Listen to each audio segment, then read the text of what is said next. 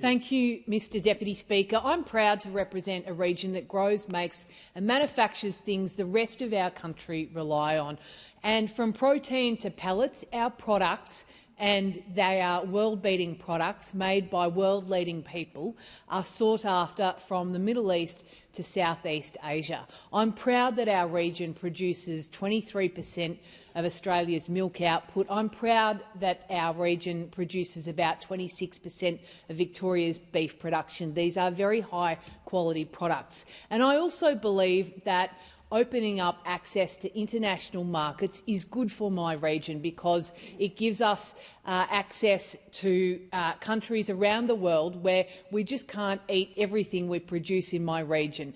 We export about 2/3 of what we produce in this country, and that's a good thing. And I belong to a coalition where we have a proud record of winning free trade agreements from India to Japan to Korea to China and the United States, and I commend Prime Ministers Howard, Abbott, Turnbull and Morrison. And in fact, before entering this place, I was in New Zealand and I listened to a speech by the then opposition leader, now Prime Minister of New Zealand, Christopher Luxon, and he said that through COVID, what Australia had done so well is gone around the world, and that was under a coalition government, and just sign up free trade agreements. And he said to that audience of which I was a part of, that if he was elected to government, that was something that he very much wanted to do on behalf of New Zealand. And I note that he's going ahead and doing that very, very well.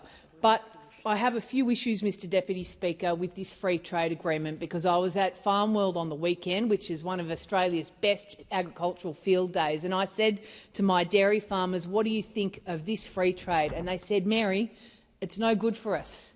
Mary, we've been sold a pup. It is no good for dairy farmers in Monash, it's no good for dairy farmers in the Gippsland region, and I dare say it's not good for dairy farmers across Australia, because for regions like ours, dairy is the backbone of industry, and it really matters. It's not just an industry, though, Mr Deputy Speaker. It's jobs, it's families, it's small businesses. It is an ecosystem that's interconnected, and they are all relying on our dairy farmers to do their very best. And this free trade deal is a bad deal dressed up as progress. I've got a number of issues with it, because a lot of dairy farmers will say to me, we are not price makers, we are price takers on the international market, and this deal puts them at a significant disadvantage. If you look at beef, the government are calling this a win, but for Monash farmers it doesn't stack up. A 35,000-tonne beef quota, which falls well short of expectations and is less than what other countries have secured. And I've got to ask, why has the Prime Minister allowed that to happen? Why has he put dairy and beef farmers at a disadvantage to other farmers around the world who seem to have gotten a far better deal? And this is big. It's a big issue for my electorate. It's a big issue for South Gippsland, where there are 7 dairy cows to every 1 resident. And so you can see just how much of a significant issue this is.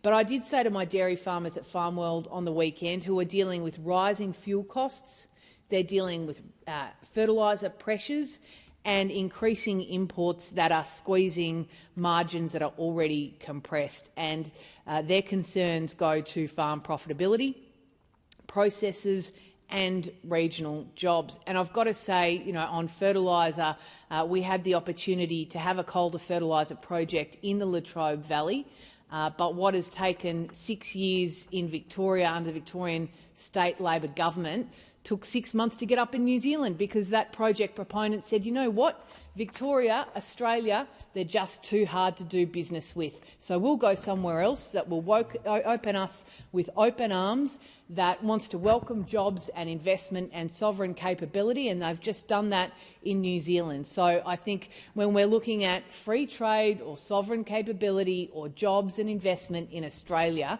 it is not a good deal that the government have cut out here with the EU, and on a day-to-day basis they are not doing a good deal in the interests of dairy farmers, of beef producers, small businesses right across our economy, and Australians deserve better.